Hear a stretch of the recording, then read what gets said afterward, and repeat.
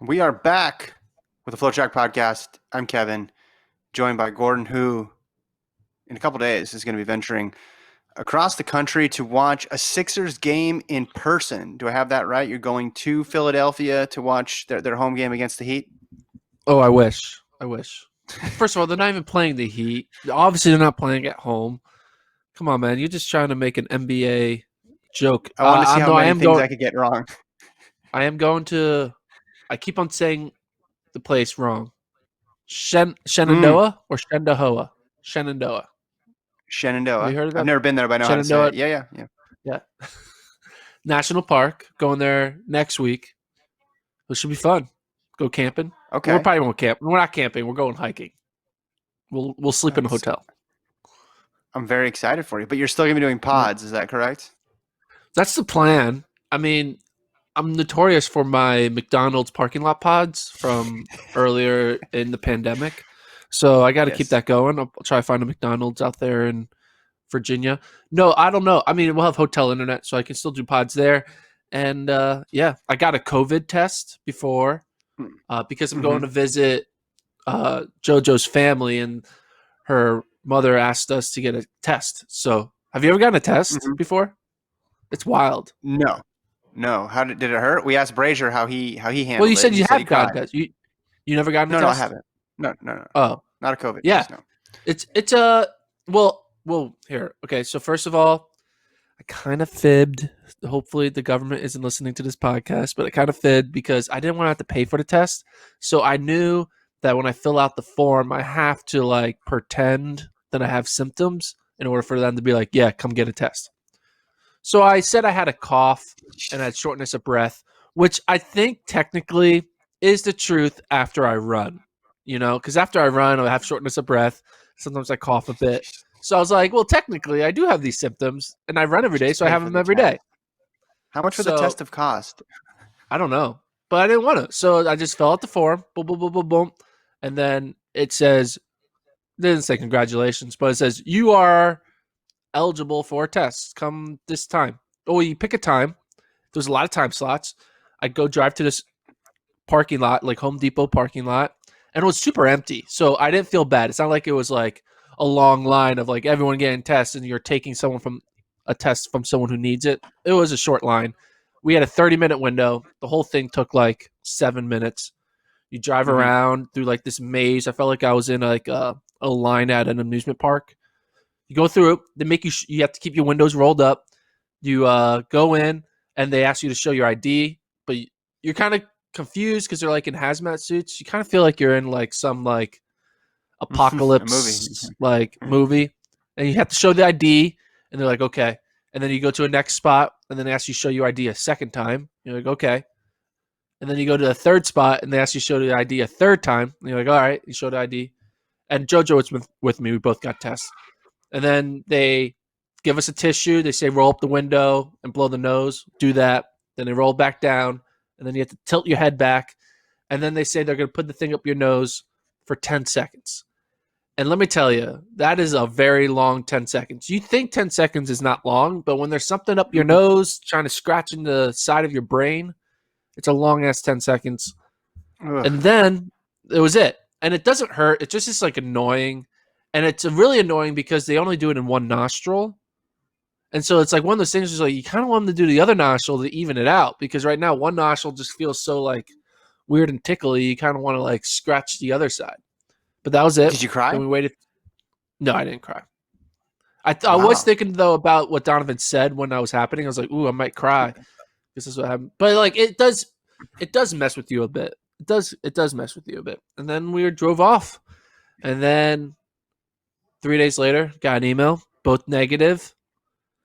And if Michael Scott found out that news, he would not be happy because, as you know, in the great Michael Scott Office Classic, finds out that Kevin is negative when he doesn't have skin cancer, and Mike freaks out.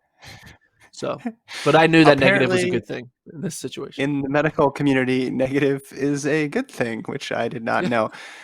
Well, yeah, that the description and Donovan's description for me was enough to really dissuade me from ever getting a test. Thankfully, I've not had any symptoms. Before we get into today's topic. So I love to rewind to the previous day. I just love to do it because I'm such a big fan of the Gordon and Lincoln edition of the show because there's at least one thing, and usually that jumps out to me that makes me shake my head, and usually it's something you say that is somewhere between idiotic and infuriating. But this time it was is Lincoln, and this wasn't infuriating. This was just funny to me. But the idea of the Galen Rupp $1 million contract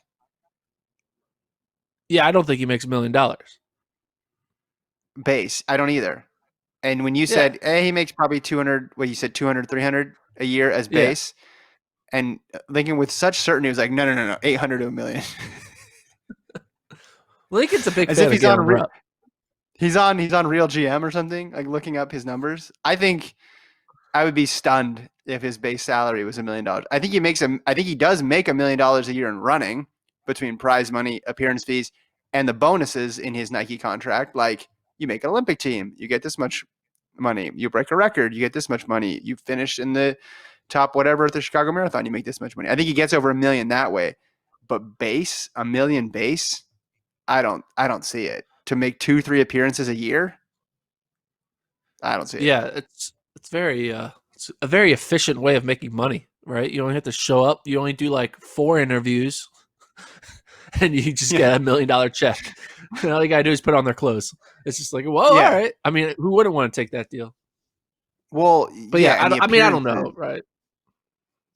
Well, the appearances are an interesting point because maybe he does stuff that we don't see. Like maybe there's internal Nike things that he goes to, and just because he's not on social media and he doesn't post about the stuff, we don't know about it.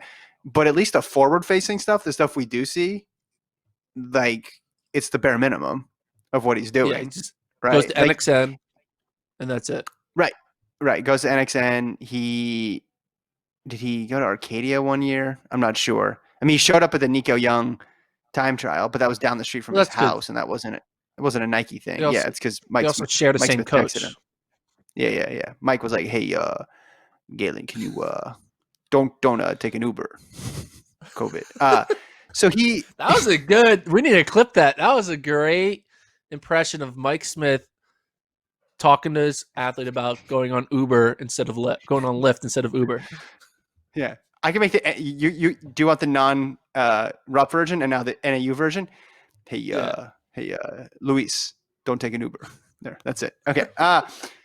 But like even the day, I think it was the day after the trials in Atlanta, there was some media availability for something, and 5 of the qualifiers showed up, and he was the one that didn't. Which whatever, it's his own decision. But I say that when I think about how much money are they paying him? I mean, the amount of people that are $1 million base in track and road running all throughout the world is incredibly low.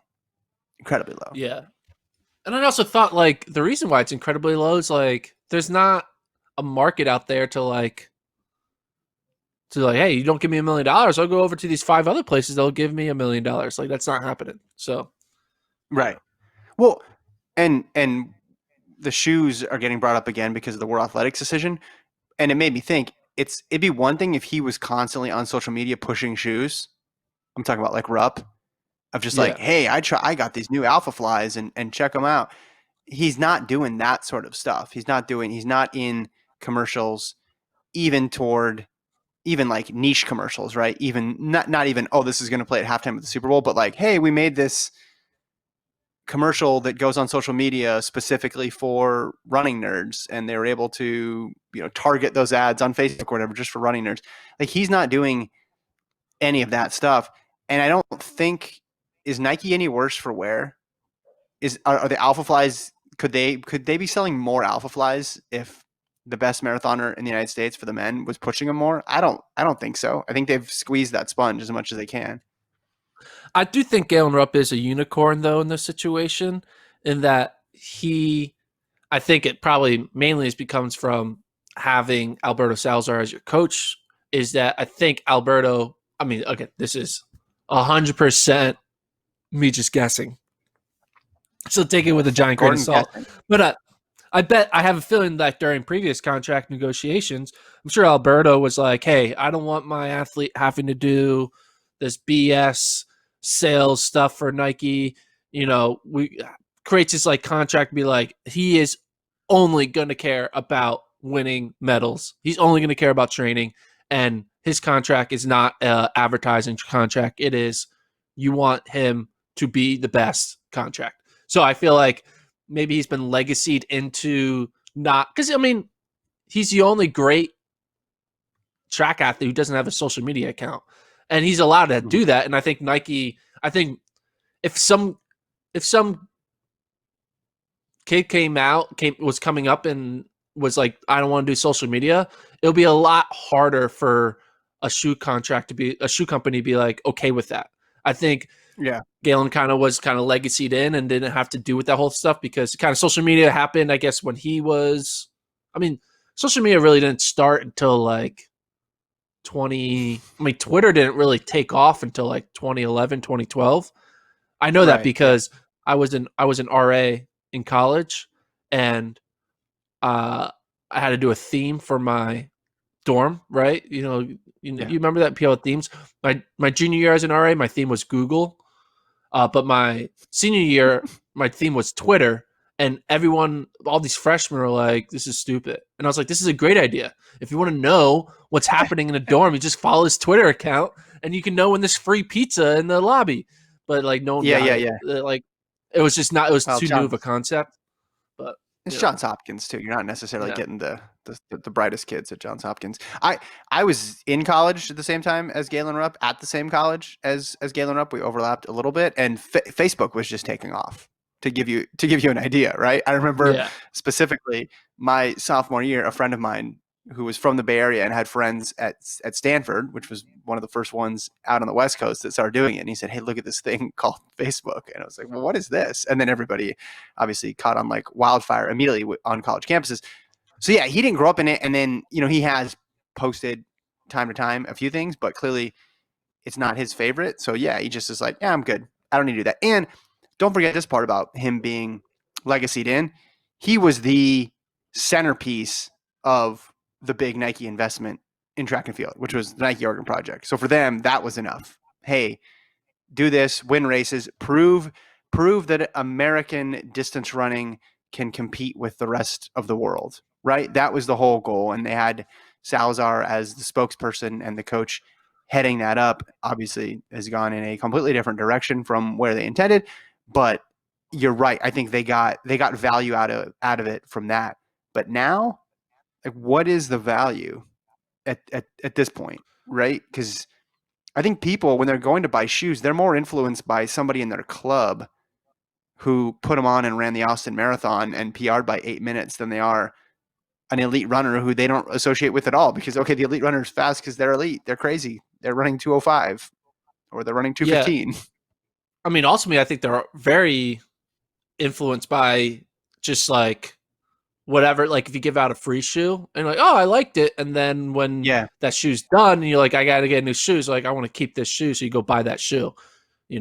I mean, I was influenced purely by whatever's my first shoe as like a freshman in high school, and then just never changed. Right. So you gotta get them young, and then once they're in, they're kind of just like set on their ways. Like, I like the way it fits, and I like what we say, the upper or the all these shoe technology words, which the interior, exterior, Kalamazoo, cornucopia. I don't know what these words are. 10-millimeter drop, bro.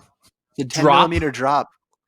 What? Who says the word drop when it comes about the shoe? Like, I feel when you go to the amount of need Lincoln up. technology words that go around a shoe is ridiculous, and that's why when this news came out about the World Athletics changing their shoe rules, I was like, not again.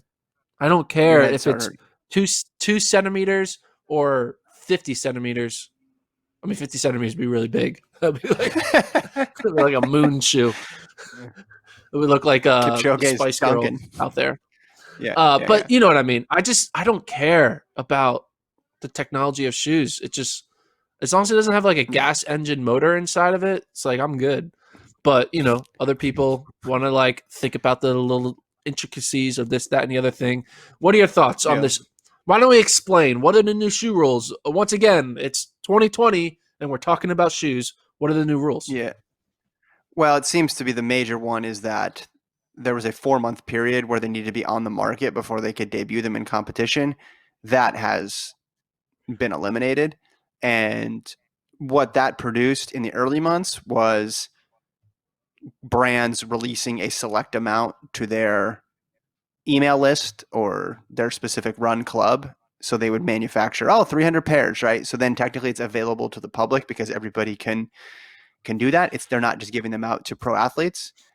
That's gone, which honestly I don't think that's going to make a huge deal. I think that was all just a way to try to get world athletics a heads up on if something was coming that they needed to be aware of and prepare for it.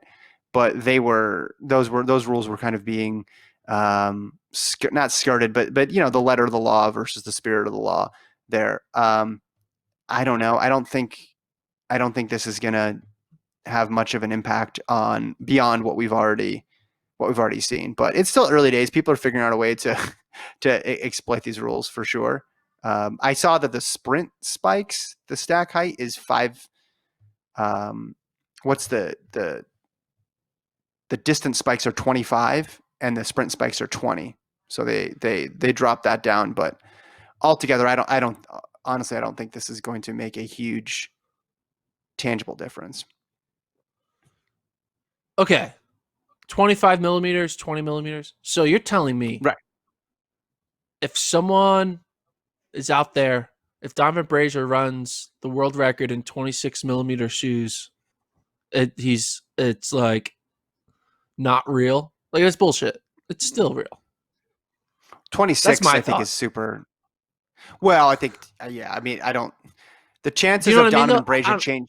Yeah, he's not changing his shoes. That's the whole thing that like is fundamental to understanding, especially with regard to track spikes. Right, Shelby is still in those old shoes. I think Brazier last year, you can go look, but if I'm remembering correctly, didn't wear the new shoes in Doha at all either. People like to wear what they've worn before. It's different on the definitely different on the roads with this big leap forward of okay, now we're jumping in 40 millimeter shoes, but he's going to stick with what he's been wearing, I think. And if he does tweak it, it's going to be slightly higher. Because if you start talking and about, I mean, it's like kind of flirting with injuries too, right? On the track, wearing yeah, spikes and then getting a more aggressive shoe. I wouldn't change that if I was already good, already established.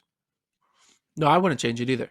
And most people won't. Are like they're gonna be like after every race, gonna be checking this.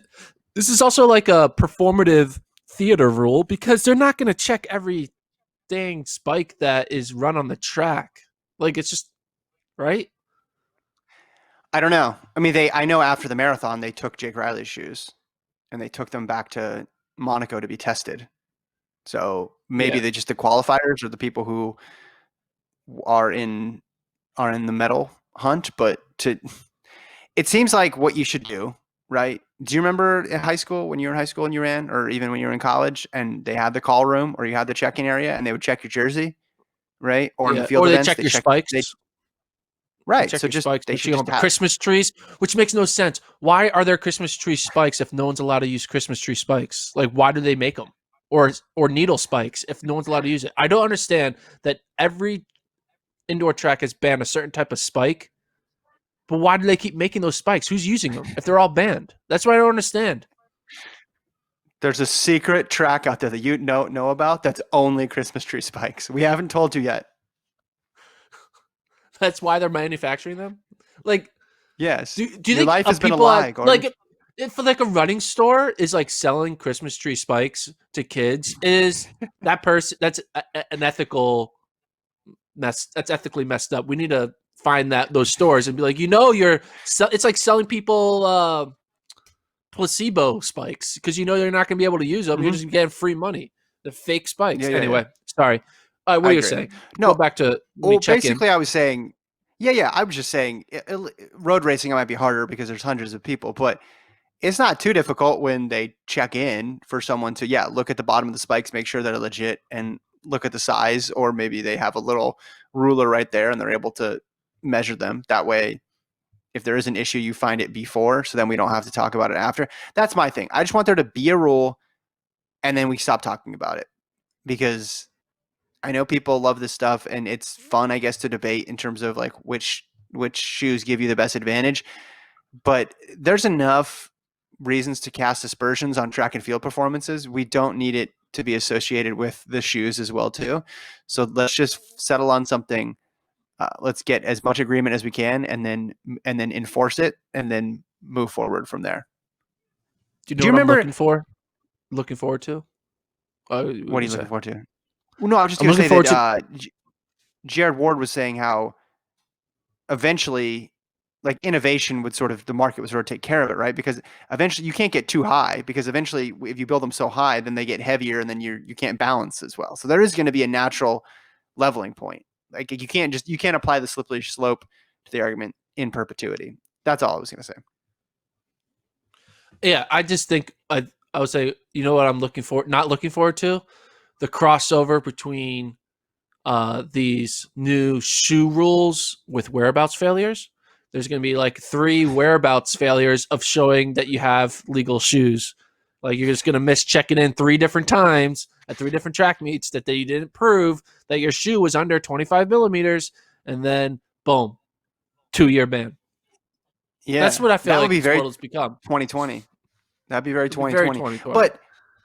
But people are used to the check-in thing, because that starts at an early age within track and field. And I don't know. I haven't heard of too many issues where they swap your spikes. Have you heard about any times when someone's friend threw them different spikes onto the track?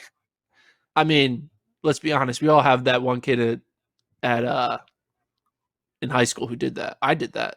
I remember I didn't have the right spike, so I just like showed the wrong ones. But you didn't and use then switched illegal it up. spikes. You didn't use illegal spikes. You just used different spikes. Maybe. Or did you use Christmas tree spikes? I'll tell you, man, I was really upset that they sold me those Christmas trees when I was a 14-year-old, and I was like, "What the hell? They didn't prepare me for life," and I was very upset. So I'm not gonna say what track it was, but maybe they had BU. a couple laps of messed up holes in them because of my holiday spikes. I heard the BU track is made up of ground Christmas tree spikes. Is that true? I think so. No, but like seriously, where there's got to be a place where they're made, like, Yeah. Well, I know some of those needle spikes, I think, were intended for dirt tracks, and up until a few years dirt ago, tracks. there were still dirt track. There were like 20 years ago. Yeah. Not like 15 years ago, maybe. There were still some dirt tracks. I remember. So it's like seeing not accepting $2 bills places. anymore. Like, we used to manufacture $2 bills, but now we're not. We don't accept that currency. Yeah, just changing with the times, because you used to be able to, I think, put whatever you wanted on. You could attach a steak knife to the bottom of your shoe back in the 70s, and they'd be like, "All right, go for it. It's dirt. We're gonna be all good." Those were the days. You get anyone's ever tried Right. run on with cleats or something like that, soccer cleats? Go run a 400 in soccer cleats. Too heavy though, too, I guess. London Marathon, Gordon, still hoping to have an elite race in the beginning of October. I know we have to touch on every topic that we do every single week. Race cancellation time, but they're not pulling the plug yet. They're still saying they might do it on October the 4th. World Athletics also said that Olympic qualifying is open for roads as well too. I mean, it's extremely, in my opinion, okay, likely and safe for 20 men and 20 women to run outside for a little over 2 hours on closed roads. Yeah. Like, you're not gonna kill grandma that way, in my opinion. Test 20 people, we're good. Hey, they're gonna social distance themselves after 30 minutes. It's gonna be fine. Yeah. I mean, we've been seeing it. We see these road. I mean, what? What do you say? The question was always, with the London Marathon, the question wasn't just, is it safe, though? The question is, would they want to put on an elite-only race? That was always the question to me. I mean, when you have Kipchoge versus Bekele, why don't you want that, right? Mm-hmm. Oh, I want that. I want that for sure. I know you want that. and the running world wants that, but I didn't know if financially it made sense for them to still do it. I think it's going to be live on FloTrack in Canada. Okay, So well there you go. all you Canadian listeners out there, you get to watch it. Also, get a is there any VPN. guarantee? Change your server to Vancouver, and you can watch it. Is there any guarantee that Kipchoge and Bekele will be there? Like That would be the ultimate is like their worst thing contract? ever. What's the Like, contract? all right, we're say? gonna do it, and then like Kipchoge and Bekele say, "I'm not doing it," and then they're like, "Really? We're going through all this effort to have this race that was about you guys, and you don't even want to come?" Well, It's like what the Patriots are doing. They're all pulling out of the NFL. Honestly, Did you though, see that? Yeah. No, what did they do? What are the Patriots 5 doing? players have already said they're not playing this season. Interesting. I didn't say that, but dude, if you're in charge of the London Marathon and you're only doing an elite race, you have to check with Kipchoge before you go ahead, right? To decide if this is worth it. Or is that just me? You gotta open up a Zoom call. Yes, because what if he's like you want Kipchoge and Bekele, and then at the start line you have just like the 8th best guy in Britain going against the 12th best guy in Britain. No disrespect to them, but the whole reason you put the race on is because people want to see this once in a lifetime matchup. That would be hilarious. Or they're like, I'm all in, and then they literally get COVID like right beforehand. And they're like, all right, it's okay if Kipchoge gets COVID because he's going to be so far up front of everyone, so no one has to worry about it. Like, he's like the exception to the rule. It's like, if you're fat, if you're running sub 2 hour pace, you can have COVID. I just hopefully that's not a rule, but I think if they're going to do an elite race, it's got to be with the same people. I do wonder about the contract, right? I wonder how much that was something written in initially that says you need to compete in the 2020 London Marathon, and in the October. date is unspecified. Yes, exactly. We didn't tell you which month in October, and then they're still under contract. Now we've seen people could scratch, people could get hurt, people could just decide not to do it. There's been plenty of that in the world of marathoning, but man, that would be strange to have that race without those two guys. I wonder how much they're going to change the course. I'm really interested in seeing if they do it and how they do it, because the logistics involved too, of course, are going to be mighty interesting. I'm guessing they would not do the same course. It would need to be something where you could control the crowds a little bit. But you also just decrease the crowds dramatically by only having 40 people out there. Another news out on the other side of the, what do you say, on the other side of the what's the pond? That's it. Why do they call the Atlantic Ocean a pond? It's not a pond. It's an ocean. It doesn't make any sense. It's a big ass pond. Are you sure? I think they meant to be taken literally in that sense. Go ahead. Yeah, I know. Pond. But another Diamond League got canceled. We didn't mention it because in our previous pod where we talked about the Shanghai Diamond League getting canceled, the Gateshead Diamond League got canceled as well. Did you mention that? No, and I seriously did not know that. So I didn't know if you were joking just to test me on Diamond League. No, it did get canceled. Wait, so what are we down to? Okay, so we're down. I'm going to bring it up. We're down to Monaco, Stockholm. Yeah. Oh, that one was previously announced, I think. Monaco, Stockholm, Lausanne, Brussels, Napoli. So 5. Rome and Doha. There's Doha in October, right? They're doing that. If there's one I would bet on, it's Doha in October. They are. And the China one got canceled. The unnamed China one hasn't been canceled yet. Right. So there could be a 7th. Yes. But it is canceled because they canceled all the other China ones. But whatever. But Gateshead, it was supposed to be on. It was supposed to be on September 23rd. Got canceled. They canceled didn't they cancel the Chinese stop in the Continental Tour too, and Shanghai?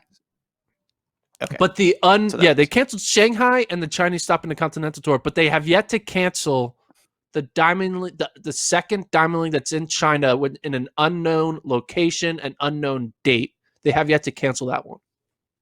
Can't cancel the one where we don't know where it is or when it is. Yeah, I know. It's like there's a bear shit in the woods. I don't know. We don't know. Uh, look, we talked before about how 2020 is still producing some good track times, and we said that before Trayvon Bromell ran 990 and Miller Weibo ran 1098. So I think it's still going to be good. I did see we had talked about the final PTC meet coming up on Friday. I did see Ken Go the Oregonian say that there's going to be another NOP meet also on Friday. So I don't know if that's going to be in the same place. Like, could they merge? Is that the final form here? We'll get BTC versus Julian's group. Maybe. I don't know. I mean, how many timing companies are available, and how many tracks are available in the Portland area on Friday right now? I don't know. I mean, they're all available. Okay, well, No that one's ruined doing my anything, right? question. But they are, Well, right? I mean, there's empty tracks, right? I meant in terms of just the logistics. I guess. Well, they've been using Jesuit for all the other ones except for that last bigger friendly, which was out by the river there. I mean, no one wants to say this. No one really wants to say it, but they're going to talk about how like we're following these different protocols and like we're doing it this way, and we got the approval from here. I guarantee you, government does not care about 20 people going to a track and running in circles for a few moments for like an hour. I mean, I Oh go yeah, to our local I don't track think. every other day, and I'm not like calling the Well, mayor, hey, we got to work out. We're doing a 4x800. We need to get it done. I got the testing no. protocol. I got a hazmat suit ready I to don't think. go. I think they're more just trying to make sure it's safe for the athletes participating. Because if they did have a positive, then it's just impacting a bunch of other people within the track community. I think that's why they're following it. I don't think yes, on the list of the priorities of the government, this would be extremely low. What I don't get and what I haven't understood throughout all of this is they say that they're going to have a meet, right? But then they never say what they're going to run. And they always talk about we want to keep the information low because we don't want to attract a crowd. But wouldn't the crowd come regardless of what they're running? It's like, I'm not going to go if Shelby Houlihan's running a 3K, but if she's running a 5K, then I'm definitely going to go out there. I don't know why they can't. I get not saying the location because you don't want to, or the time that it starts, but just can you let us know who's running what more than a day in advance? We know it's happening. You know, simple ideas like, hey, promoting this sport in an interesting way isn't. Coaches don't really care about that. They just care about like, oh, we gotta tell people. Oh, all right, fine.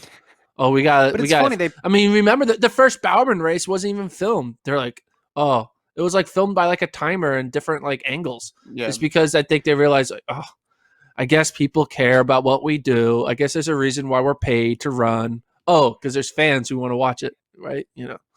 Well, but what you said made me think though. Yes, the coaches may not be that into it, and at that level there may not be the interest.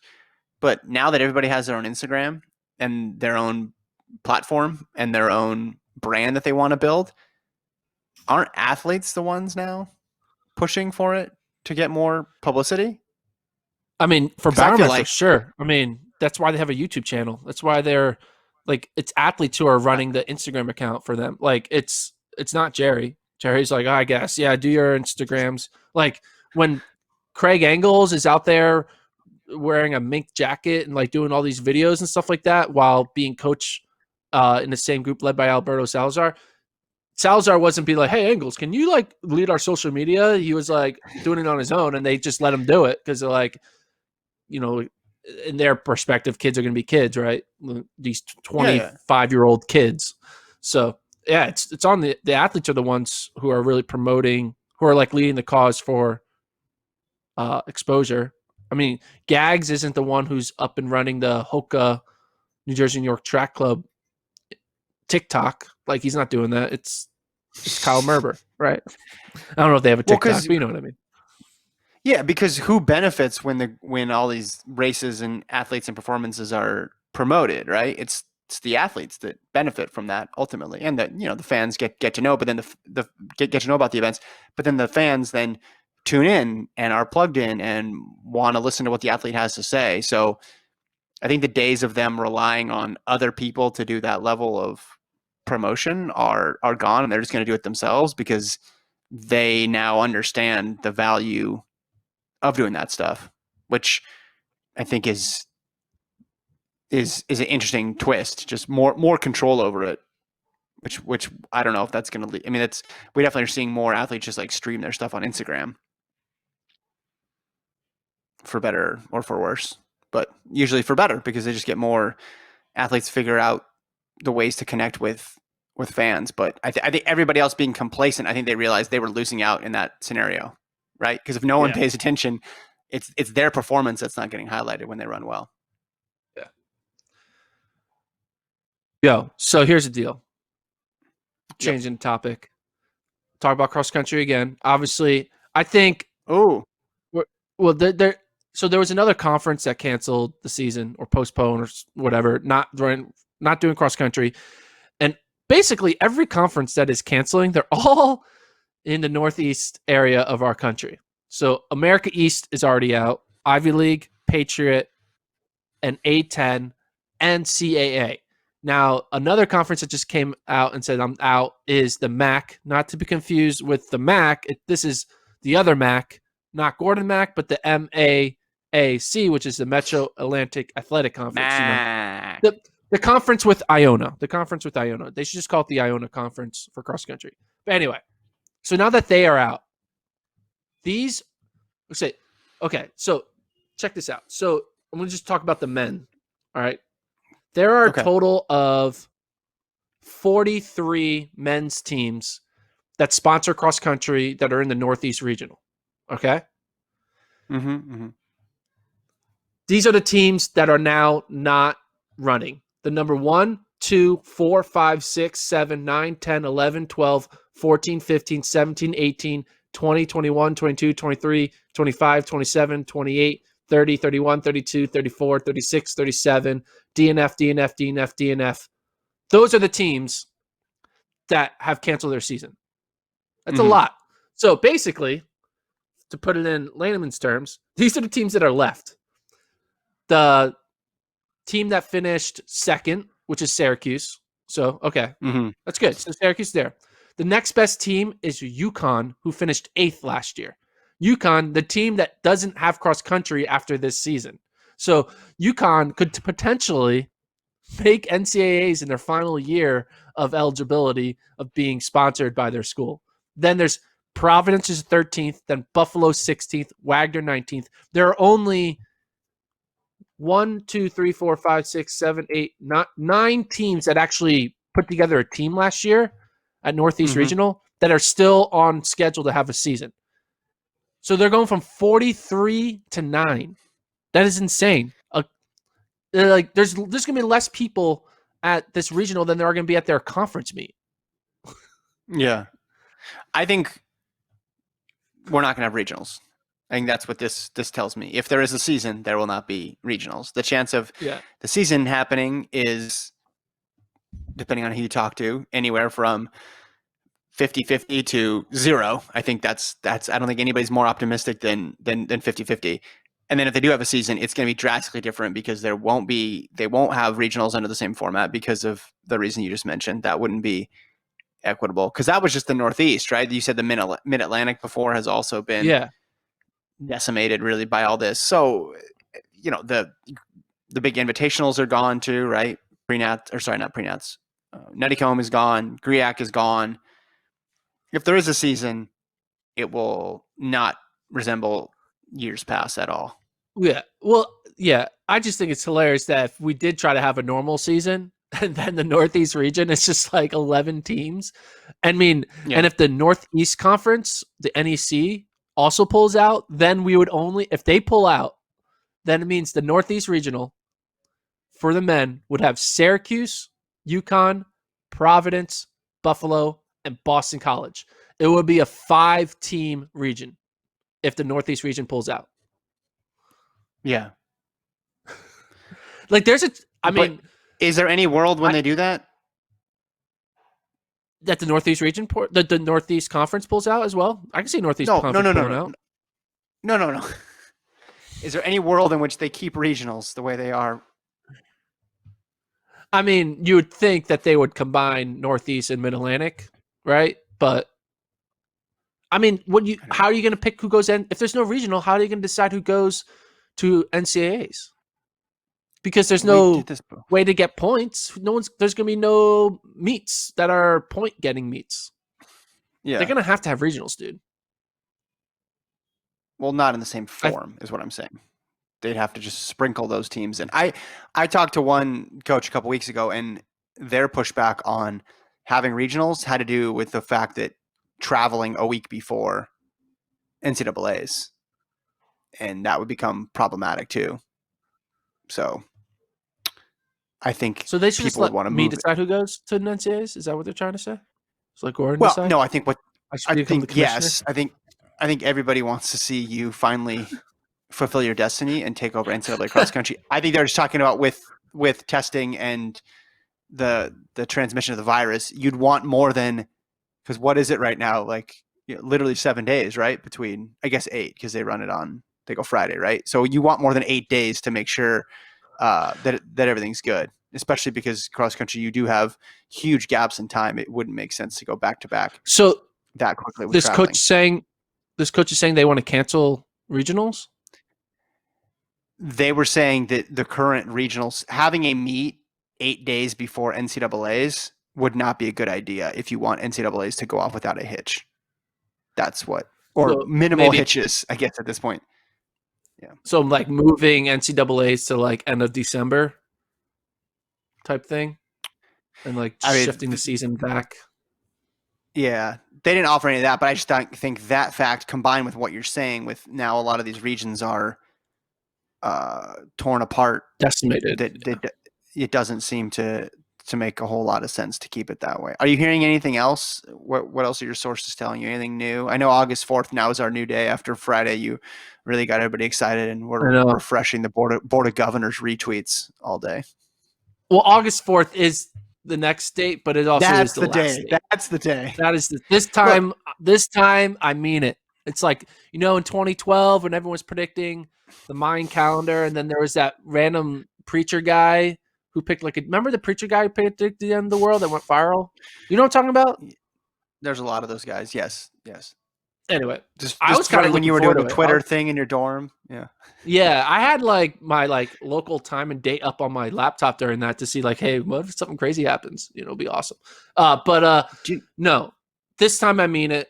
August 4th, we're gonna find out, because you can't delay. You can't kick the can. Eventually, football needs to start. And my prediction is they're gonna cancel everything except for FBS football. I think they're gonna say, hey, instead of a school having to monitor 250 fall student athletes, they only have to monitor 80 fall student athletes. Look at us. We've reduced the risk by 66% because we care about the future of our children, AKA, why would we risk running athletes that don't make money? We're only going to risk playing athletes that make money, which are the football players.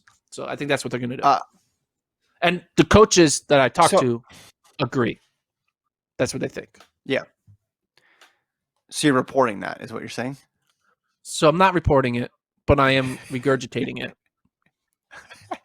I have interactions with coaches who say they think everything's going to get canceled except for FBS football, and that it's the next step is deciding whether or not it's canceled, or winter cross or spring cross. You were with me in Albuquerque, and I might have made this comparison before, but isn't all of this sort of feeling like 3 hours before the meet was called in Albuquerque, where we're waiting and waiting and waiting, and this conference drops out, and then we're figuring out, if this conference drops out, what's that going to mean for the team title? And then you talk to this coach, and this coach is like, no, we're running, we're going, we're here. They're taking their team through their pre-race warm-up. And then you talk to another coach who's basically resigned to, this thing's going to get canceled any minute now.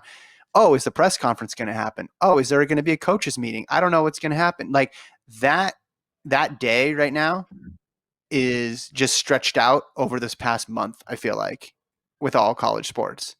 Because the one thing you and I kept saying when we were in Albuquerque, and the one thing that I think people are saying now is, who's going to step up and make this final decision? Because they were waiting and waiting and waiting. Like, who's going to do it? Like, who's going to blink first? And eventually, for track, right? It was the conferences. The conferences started pulling out before even Mark Emmert sent that statement and said, okay, the winter championships have been canceled. But I think that, to me, that feels like the world we're living in now. And we're just stretching it out over a longer period of time. But the same sort of things are happening that happened on that day, with some people in denial, some people very optimistic, some people very pessimistic, nobody really making a decision. We're trying to figure out what it means for the competition, but then there's this looming sense of, oh, this thing's going to get canceled any minute now. That's kind of like how I feel about where we're at right now in terms of fall sports.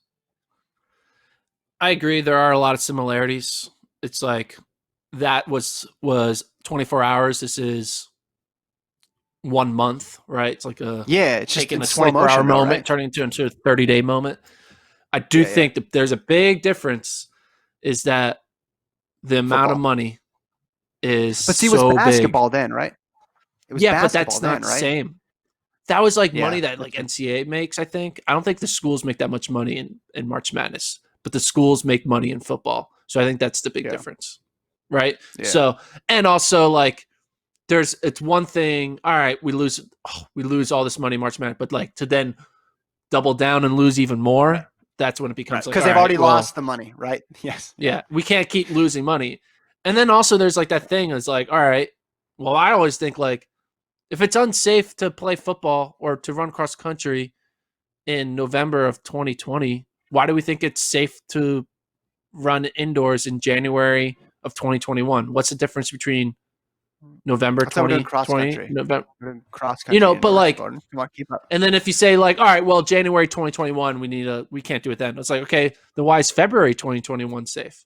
It's just a few days Yeah. later, It's like my whole idea of like, why is 26 millimeters in a shoe the big bad height, but 25 is okay? Like, why do we create these arbitrary cutoff points that we just like, I mean, Well, I think what the they're not governor of saying New that York though, said chicken wings aren't substitute for meals for bar to be open, and then everyone made jokes which about is like I which is eat an chicken insult wings to for you. dinner. I know, because I actually, speaking of chicken wings, this is subliminal marketing. So you had the meme of Governor Cuomo saying chicken wings aren't dinner, right? And everyone's like, I like chicken wings, whatever. Yeah. And then he had Lou Williams in the NBA who went to buy chicken wings at his favorite strip club in Atlanta. And he talked about how they really love the lemon pepper chicken wings there. And all the NBA beat reporters are like, actually, the Magic City chicken wings are for sure the choice of the place. And they said the lemon pepper can go no wrong. Apparently, Lou Williams is named after the lemon pepper wings are named after Lou Williams. Anyway, all this chicken wing content coming into my Twitter feed. You know what I did last night? I ordered $40 worth of chicken wings from Pluckers, and so I got some chicken wings to eat the rest of the day today and tomorrow. And it's only $40 because there was like, you have to purchase a minimum order of $30, and then I got a couple things on top. But anyway, the chicken wings are really good. And it just shows that like when people talk about something often on your feed subliminally, you're like, I kind of want that. And so I got my chicken wings. That's my chicken wing rant of the day. I don't even remember how we got there. I know it happened about a minute ago, and it's already out of my mind of how we got from canceling indoors to there. But you made the transition there. Well done. Tip of the cap to you, Yeah. Gordon. There was one time in high school, I was sitting with my boys watching TV. That's what boys do, watch TV. And a Taco Bell ad came on. And it was like 10:30 at night. And it was like a Friday night. We're like, whatever, just hanging out. Taco Bell ad came on. We weren't doing anything. We weren't really talking. We were just watching TV. The ad came on, and then like the next ad came on, right? We just looked at each other. We didn't say anything. We just all got up and we got into the car and we went and we bought Taco Bell at like 10:30 at night. We didn't be like, hey man, we didn't want to admit that it was the ad, but we're like, dude, that's so good. And we literally saw an ad on TV, got up, put on our shoes, got into a car, drove like 15 minutes to a local Taco Bell joint and ate Taco Bell.